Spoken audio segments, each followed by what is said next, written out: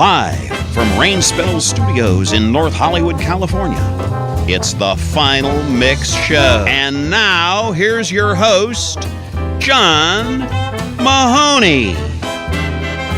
Okay, welcome to another great episode of the Final Mix. I'm your host, John Mahoney. Sitting in with me, as always, is my co-host, Mickey Finn.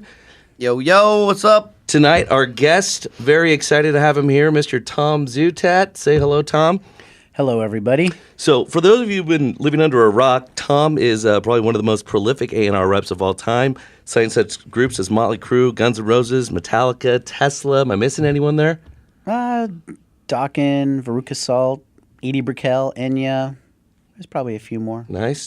So, I just want to kind of start from Tom. Where are you from? Chicago. Okay. And like me, you started in the mailroom, right? I did. I actually started below the mailroom in the warehouse. Ooh. Pulling skids. Yeah. Damn. And then how was it that you just rose through the ranks so quickly and, started working with all these great groups? I always had a passion for music, so I used to deliver newspapers, and I would spend every penny, because that's what you earn delivering newspapers, are pennies. Fortunately, prices were cheaper back then, but I spent all my pennies buying albums, like vinyl albums of new artists, and I sort of played this game with myself on which ones I thought would become successful. So I was kind of like being an A&R guy, listening to finished records in Chicago, not really knowing what A&R people were. And I had a pretty good knack for picking the ones that did well. Kind of your own smash and trash, huh? Yeah, it's like my own smash and trash. Right. And, fortunately, the stuff that wasn't all that good, because when you're buying albums by new artists that no one ever heard of before, haven't been on the radio yet, a lot of it is not all that great. But, there was a home for it. Even the stuff I didn't like, I'd had a friend somewhere along the way that liked it, so everything found a good home in the end.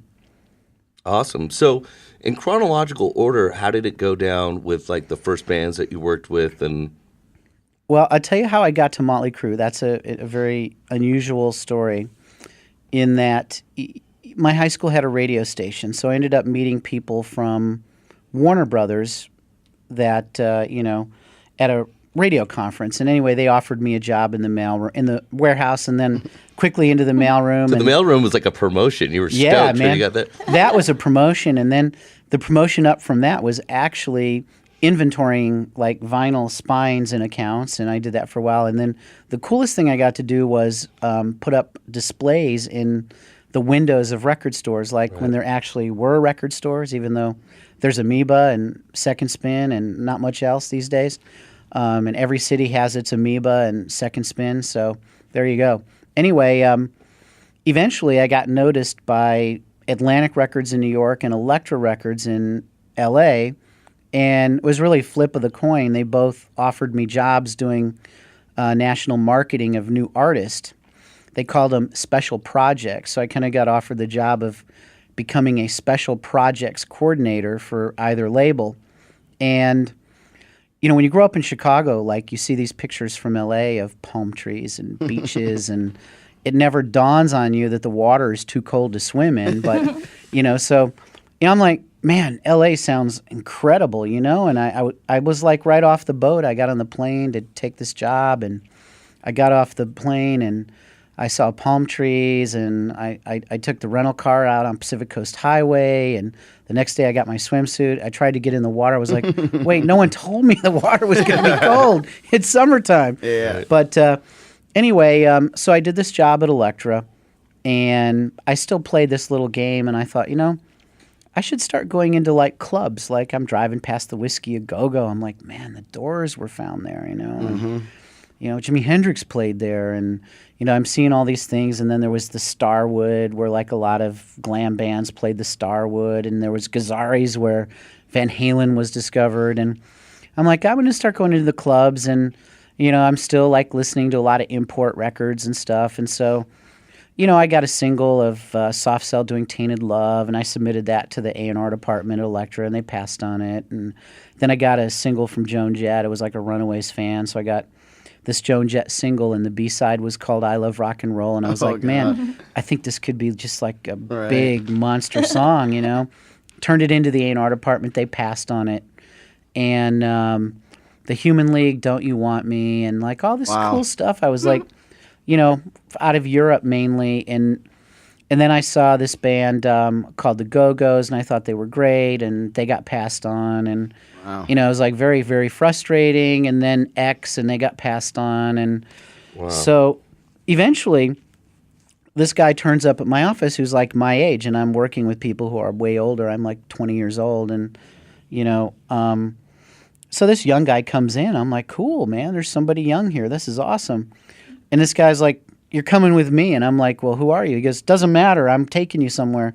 So I get in this guy's convertible BMW, and, he drives me into Watts to a rib joint. And I'm like, I'm from Chicago. Like in Chicago, if we, went to Watts, like they would steal our tires and stuff. This is like late 70s, a whole different world.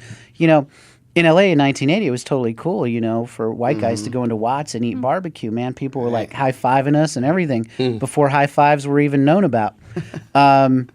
So finally, I get in this guy's car on the way back, and he was asking me a lot about music and stuff. You literally have no idea who this guy is. I have no idea who he is. He could be like a child molester or whatever. He's driving a Beamer, so it's driving promising. a convertible Beamer. You're going to get molested, might as well be with someone in a Beamer, right?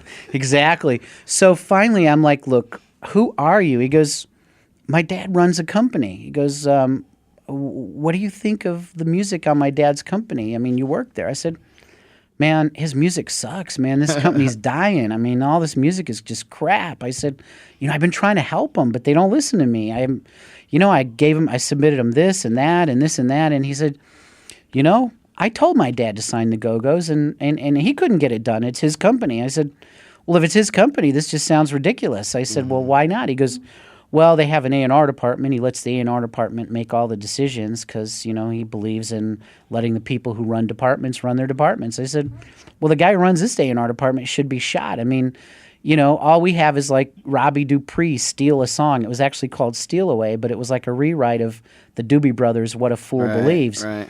So I was like, we're putting out Steal a Song by Robbie Dupree, and, we got this other thing that's like a copy of somebody else, and... and I just said, the music is just shit, And so he said, okay. And he goes, can I tell my dad that? I said, no, I don't want to lose my job. Please, man. I mean, I'm being honest with you, but I said, I don't, your dad's like upstairs in the ivory tower. I don't want to, I don't want to get fired. He's like, all right, man, I won't say anything, but let's be friends, And I mean, in the end, his name was Jeff Smith. His dad was Joe Smith. And, I had a lot of great times with Jeff. I mean, he introduced me to things that, as a young, naive kid from Chicago, I've never heard or seen of before. But I found myself in his dad's wine cellar, nipping on $10,000 bottles of wine and eating incredible cheeses, and it was a great life experience. Anyway, so we get back to the office. He drops me off, and what label is this at the time? Elektra. Okay.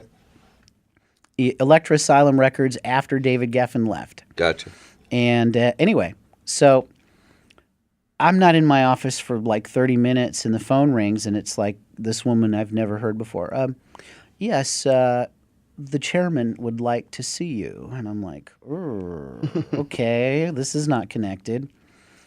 And so I go upstairs, and I'm kind of freaked out, and I basically, the first thing he says to me, says, okay, wise guy, I hear from my son that you think the music we're putting out is just absolute shit. And it sucks. And I'm like, well, it does. And he said, all right, wise guy. He goes, if you're so smart, what would you do? And I said, well, I've got a folder downstairs of all the rejection letters, because I said, I know the A&R department's across the street. They're not in the main building, but I said, I'm not allowed to go over there and take them anything, so I have to send it in the mail and wait for a response, even though I work for the same company. They had this strict policy that they only took submissions via mail, Now I'm sure big time lawyers could walk over there and play stuff for them, But anyway, so I had a folder full of rejection letters on all these things that end up being immensely successful.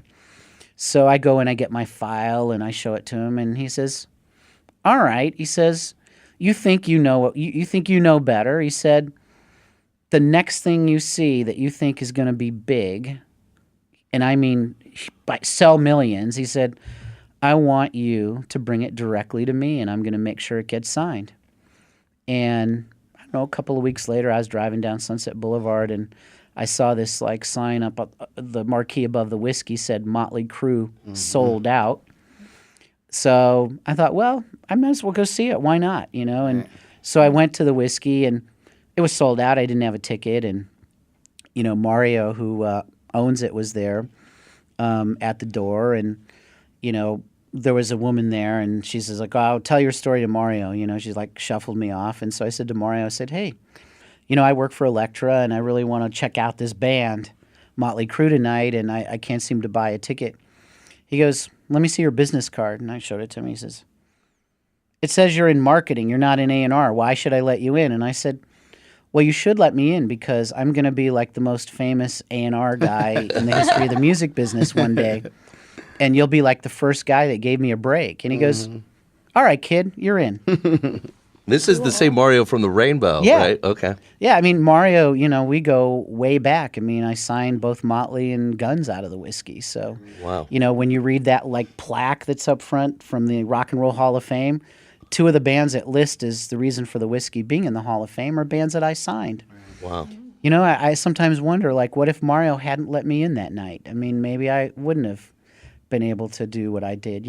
Sometimes life boils down to such serendipitous moment, things, It's just like a glimmer, But he let me in, and I saw the band, and they were amazing, and I signed them, and of course there was a lot of struggle after signing them with a company that was resistant to change, a company that felt that Motley Crue was a third-rate, poor man's version of Kiss, and Kiss had died and taken their makeup off and were done, and but eventually in the end, if you persevere with what you believe in, and even though all the music getting played was like Haircut 100 and Flock of Seagulls, and it was all this like new wave music that's hardly even remembered today, but that's what was popular at the moment, all these one-hit wonder sort of poppy new wave records. So, it kind of feels like that's the way it is right now, or all these one-hit wonder records out there. Yeah.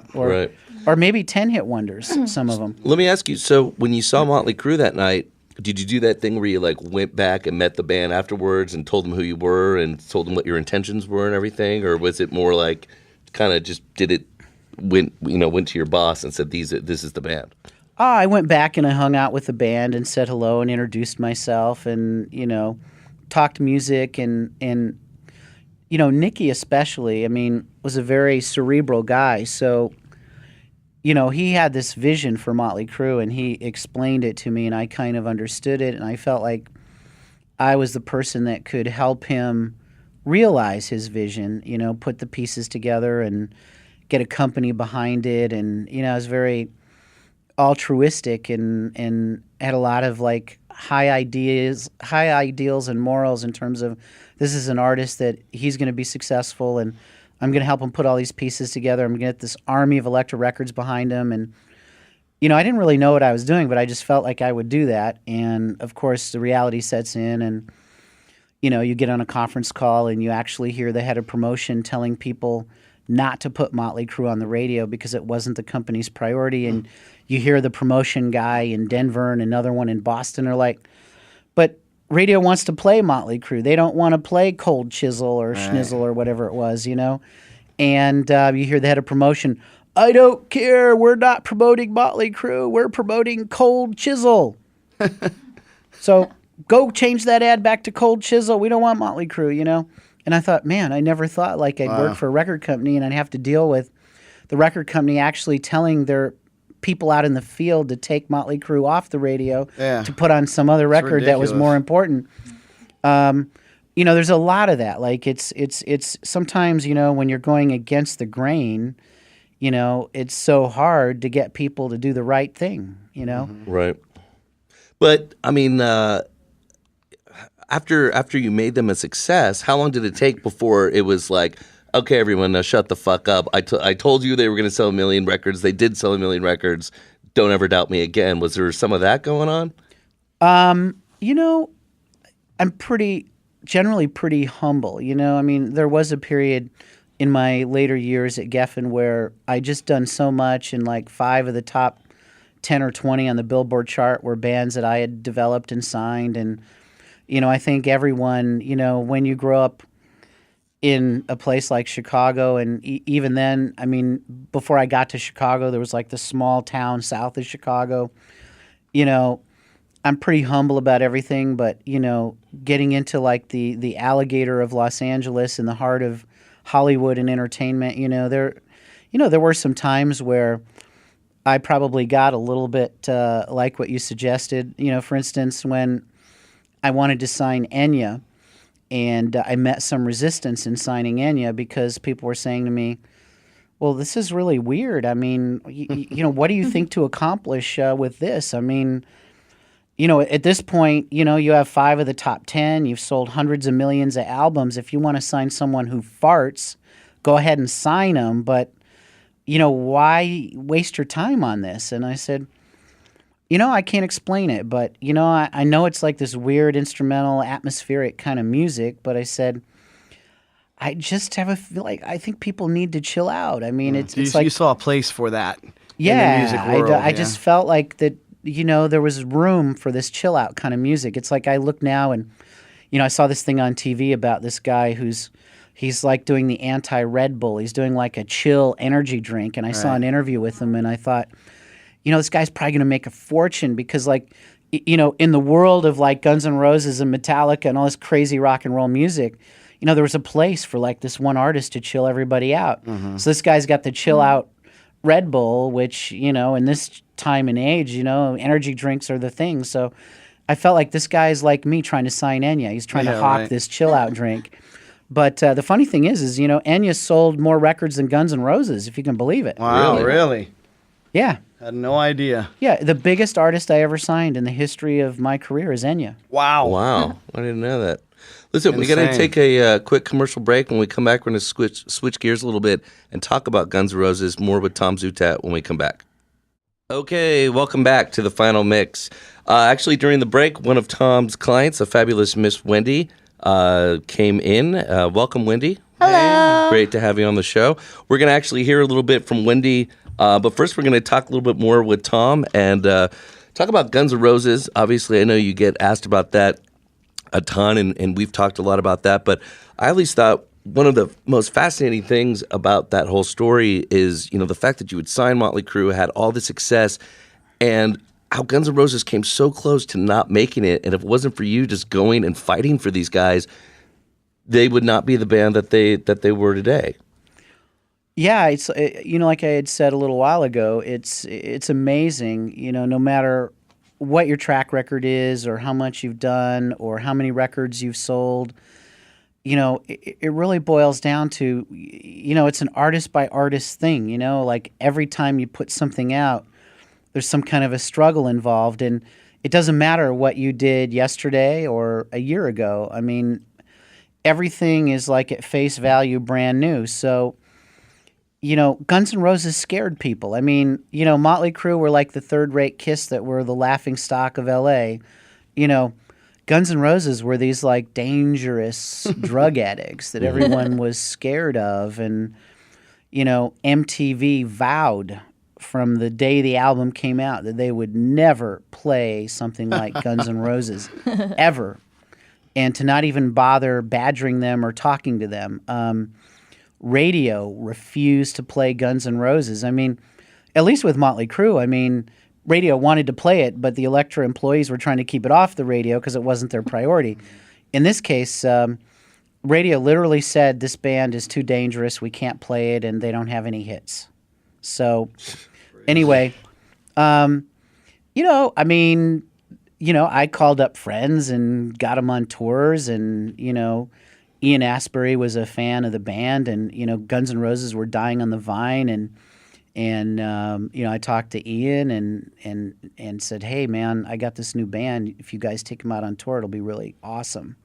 And he did, and I mean, lo and behold, later on Use Your Illusions, when Steven Adler, was out of the band, Matt Sorum from the Cult came in and played drums, and they totally hooked up on that tour. And, the Cult tour ended, and, got him on some Motley Crue dates, and just, paying it forward, trying to keep them out on the road. And, the record kept selling by word of mouth. And, of course, in today's world, 200,000 would seem like a lot. But, we were at 200,000 units with no airplay, no MTV, no nothing. Just by creating the demand, virtually supply and demand, right? You're out there creating the buzz, and the band was creating their own buzz, and they have no choice but then to start playing. It was like, it was great because you put them in front of a couple thousand people or 5,000 people, and hundreds of people in that city went out and bought the CD the next day. Right. Wham, bam, thank you, ma'am. So I get called up into the president of Geffen's office, and he looks at me and he says, the Guns N' Roses Appetite for Destruction is over. There's no debate, no discussion. The record's done. I'm instructing you as a president of the company, you're not allowed to go into anyone's office and badger them about Guns N' Roses anymore. The record's done. So I looked at him and I said, well, actually, the record's just beginning. I mean, this record's still got to sell like 5 or 10 more million. I mean, 200,000 that's just like a few people like going to the concert and getting excited. We're not done yet. He said, you got to listen. He said, radio's not going to play it. MTV's vowed they'll never play it. It's done. And I'm instructing you to go do demos and make their next record. And I said to him, actually, it's a good thing that I work for David Geffen and not for you, because I'm not going to listen to what you have to say, and I'm going to go see David Geffen. Wow. Who was that just told you that, what you just said? A guy named Ed Rosenblatt, who actually he's actually a great guy. He was like the Solomon who kept everyone stable at Geffen Records, because we were a bunch of crazy people working there. It was like, David's playpen. I mean, you think, Brian Wilson in the Sandbox is weird. I mean, Geffen was this crazy place filled with like lots of A-type personalities who kicked ass at whatever they did. And, man, people could get into a big fight there if they disagreed on things. But anyway, so I went up to David and, I made my pitch. And he looked at me and he said, well, he goes, what is the one thing that I could do to make a difference in this situation? He goes, on one hand, I have you, the ears and soul of the music of the company. And then I have the people who market and sell it and promote it. And he goes, right now they want me to fire you because they feel like you've unmercifully beat them up over Guns N' Roses. I love it. And I said, I guess you could fire me, but then you wouldn't sell 10 million Guns N' Roses records because you'd walk away from this record. And he's like, well, what's the one thing I can do? I said, if you put the Welcome to the Jungle video on MTV, man, the record will literally explode overnight. And he said, you really think that? I said, no, I don't think it. I know it. I said, there's some things I know and some things I think, but this I know. And he said, okay. So about a day later, he called me up into his office. He looked at me. He goes, you're a liar. He goes, you lied to me. And I said, what are you talking about? He goes, you didn't tell me that MTV had vowed to never play this band. And I said, you didn't ask. And he said, let me explain something to you. Do you understand how it works? MTV survives because these like right-wing conservatives who own these gigantic cable companies like John Malone and the Dolans that run Cablevision, and he names all these people who are probably like in his circle of like billionaires and who own these cable companies that service millions of homes. So he says, here's the thing. This band is very dangerous. MTV feels that if they put this band on the channel, if John Malone decides to drop MTV off of his networks, they lose like 10 million viewers overnight. So he said, this is like the impossible task. But he said, in spite of that obstacle, he said, MTV are going to play that video one time. So he says, I will have honored my commitment to you. You asked me what was the one thing that I could do. And he goes, they vowed to never play it, but they're going to play it at 4 a.m. New York time. It'll be 1 a.m. in L.A. on Sunday night. They figure John Malone won't be watching then. So, wow. And whatever the other guys' names were that run these conservative cable companies that pipe stuff into people's homes. But anyway, so I thought, well, I guess the band and I'll have a party. We'll like stay up and watch it on the screen, see what it looks like.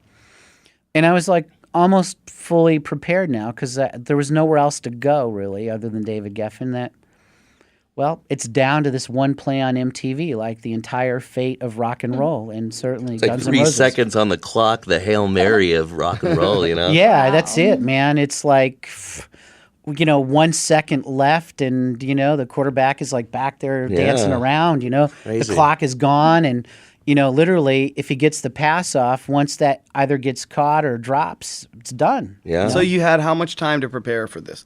Like, was it a few days later they were going to air it? Oh, this was like on a Tuesday, and I had to wait till Sunday. So, Right.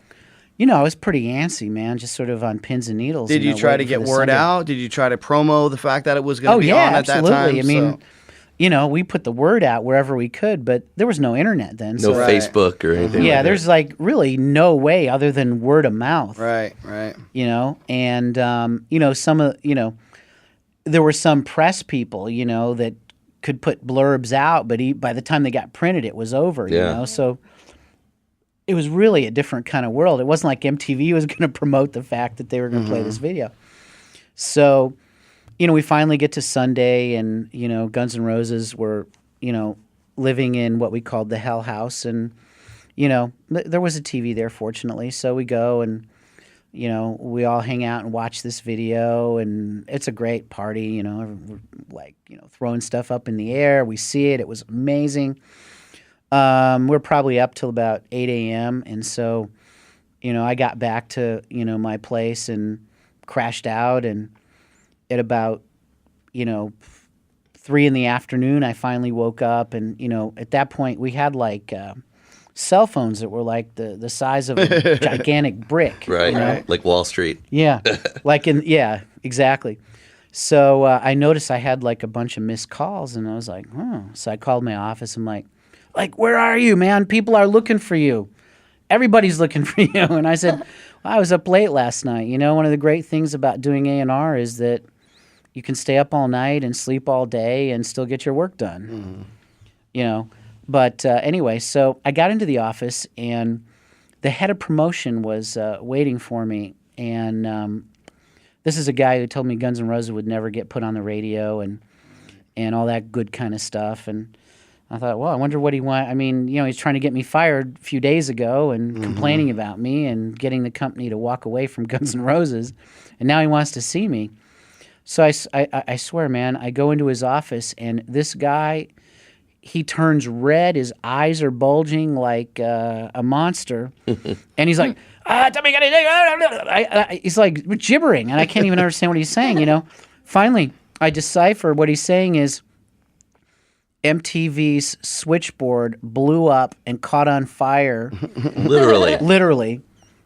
And their phones are down, but somebody called me to tell me that they never got so many requests for a video in the history of the channel, and they never knew it was even possible that if like X thousands of phone calls came into a switchboard simultaneously, it would blow it up. Because back then, it wasn't a digital thing. It was like, all wires and circuits and stuff. A switchboard was like it wasn't all through a computer. It was like a physical thing.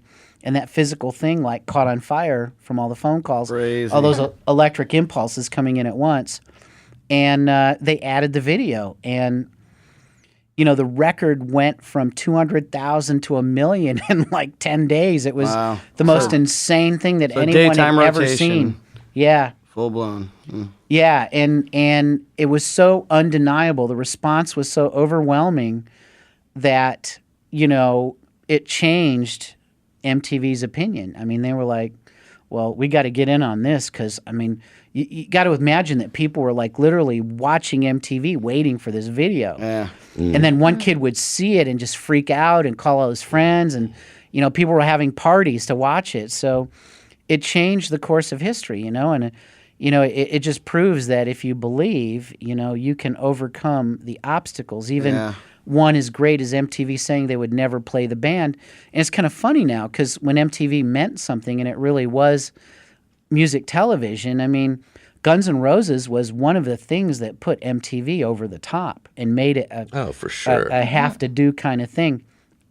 And then, of course, we made the video for Sweet Child of Mine, and, I'd given, we basically had a head of pop promotion, a head of rock promotion, and this guy who handled MTV was like the pop guy. But then the rock guy, I thought he was going to be a big supporter of the band, and then he wasn't because he couldn't get radio to play it.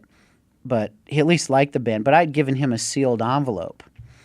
And inside that envelope, I had written that Sweet Child of Mine will be a #1 hit, top 40 record. And we made this video. That track exploded. It went on top 40 radio, and it went to #1.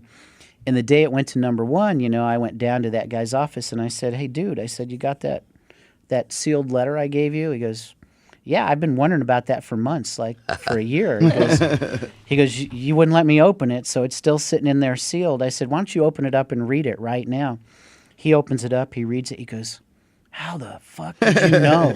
How did you know?" Yeah. You were some sort of sorcerer. And I just said, I don't know, but the one thing I did know was that Guns N' Roses were going to be huge, and they're going to have a #1 hit single with Sweet Child of Mine, because that was the song that finally said to me they were ready to make the record. Mm-hmm. But I buried it at the end of side 2 because radio people being how they are, they'll just go to that first. And, that wouldn't have been the way for people to discover Guns N' Roses. The way to discover them was through Welcome to the Jungle. Yeah.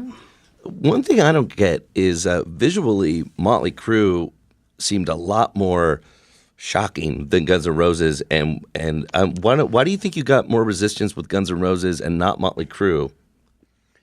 I could never really figure that out. I mean, you think it was like their antics and their street life, so to speak? Because they were always up. They was always getting into something, and like you said, drug use and that kind of thing. You think it was like their reputation? Nikki Sixx was no angel. But were people afraid of them? People were literally afraid of Guns N' Roses. People weren't afraid of Motley Crue. I mean, Motley Crue were rebellious and they had antics and they did crazy stuff.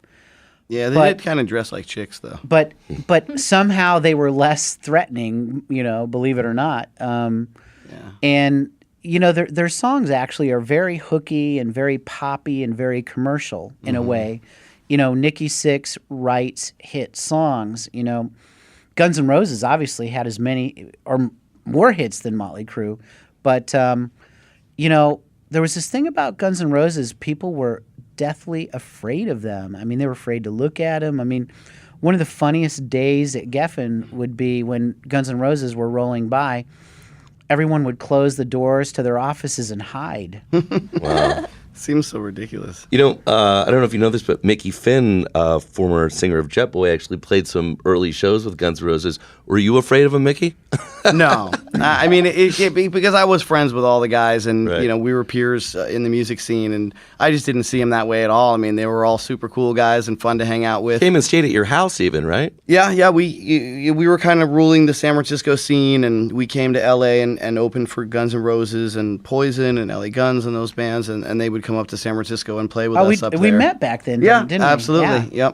Yep. Very cool. We wound up signing with MCA, and we had our trials and tribulations, but no, I didn't. It's kind of shocking to me to hear that people were that terrified of Guns N' Roses because they weren't big, muscular, scary guys. So to speak. It was wild. I They could were never just little put wiry. my finger on it, but They were reckless, though. They were super reckless. Absolutely. You never knew what they were going to do next. I mean, there was an RV like for a dressing room at one of the video shoots, and I mean, Slash disappeared with the RV in the middle of the shoot and turned up like a day later. The thing was all bashed and dented, and I mean, they were crazy like that. I mean, we're making a video, and all of a sudden, the dressing room is gone and Slash is gone, only to be found a day later, and the thing looked like it had been squeezed through parked cars. Oh my God! Somehow that kind of behavior worked for them. It doesn't always for every band. It definitely didn't work for us. There was a few hotel thrashings and that kind of thing, in which we got totally screwed for and in trouble and huge bills and stuff. But I was always hearing about stuff with those guys, and they could just get away with it for some reason. I don't know. Wow. Yeah, it's amazing. I mean, your band was great too. You were just Thank you. missing someone like me to push Yeah, that company over the exactly. edge. Exactly. I mean, it's really, it's like a lot of the success stories. There's that one person behind the scenes that just, doesn't give up and just Yep. keeps pushing it over the edge. And I was really fortunate that David Geffen encouraged the sort of rebellious behavior that allowed people like me and John Kolodner and Gary Gersh to push things over the edge. But, a lot of companies were way more corporate than Yeah, Geffen. definitely. And, people didn't have that sort of freedom. It's like, if someone said it's over, it's over. Absolutely. Hey, before we go to break, just wanted to ask you about this real briefly.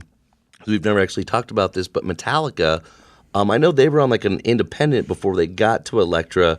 So what was your involvement with them? I mean, did you... Well, it's really a funny story, but I got a phone call from their attorney and Lars, and basically they called me, and because of what I had done, with Motley Crue and Dawkins and a band called Riot, they knew I was like a rock I dude. remember Riot.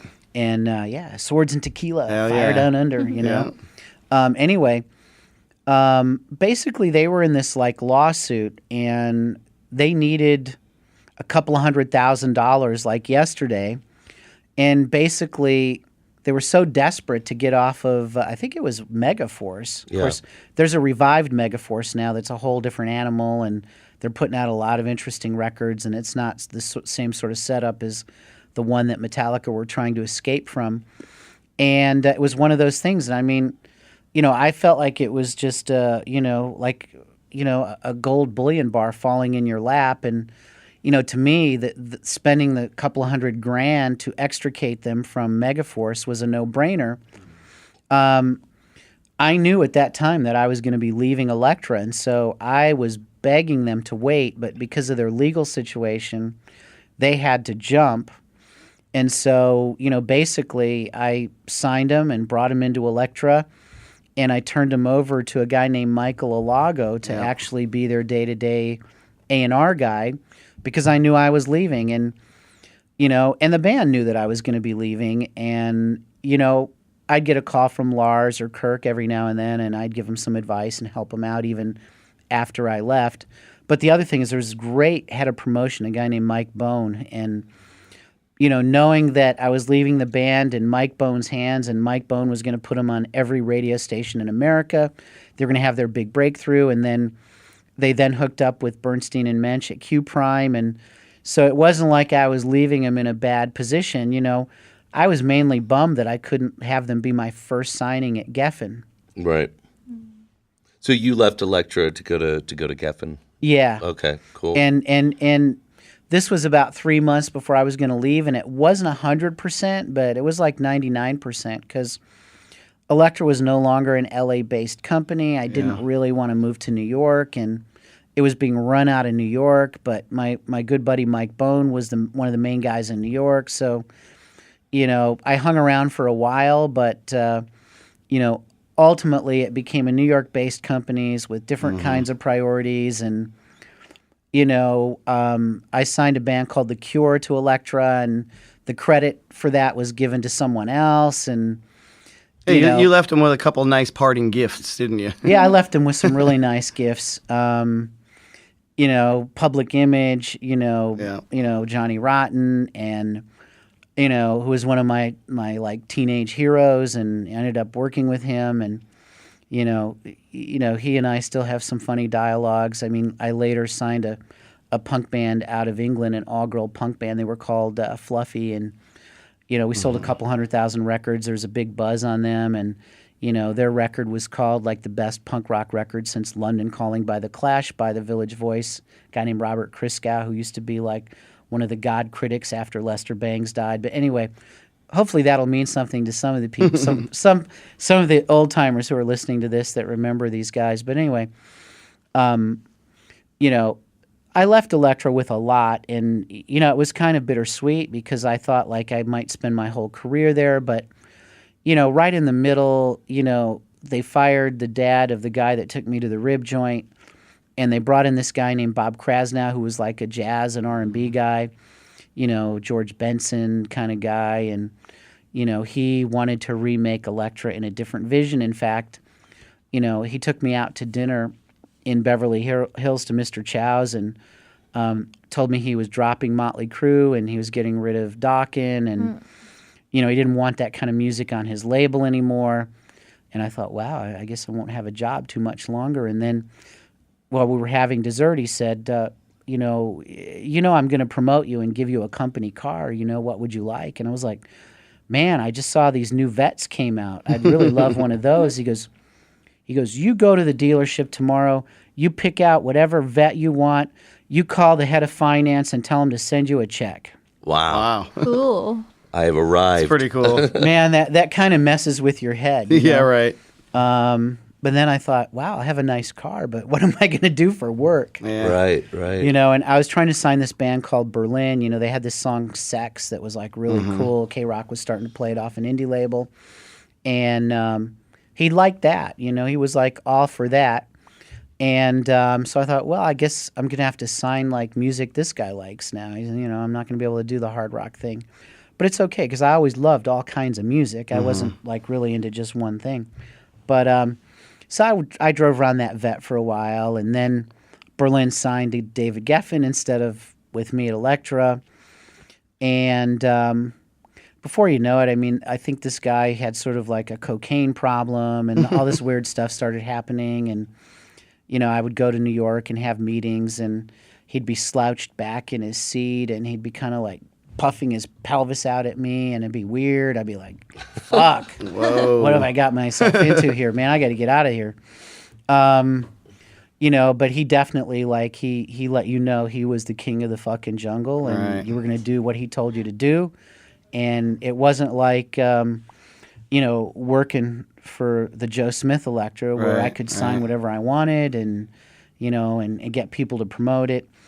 And around the same time, I got this phone call from David Geffen basically saying, I'd like you to come work for me at, Berlin. Tell me they almost signed with you, and you got this and this and this, and these things are all big, and, I'm building this new company, and, I need someone like you. And, I'd read about David Geffen when I was a teenager, and before I took that job to move to L.A. to work for Elektra. And, David Geffen actually had run Elektra just before Joe Smith, so I missed him by a little bit, but I met people who knew him while I was at Elektra. And anyway, so when he said, why don't you come work for me? And I thought, man, I read about this guy when I was a teenager, and I admired him and what he did with artists, and, I want to be like him. I want to find all these artists that sell millions of records, and I'm kind of on my way, but I'm having trouble getting the guy in New York to like get rid of the blow and quit being king of the jungle, Right.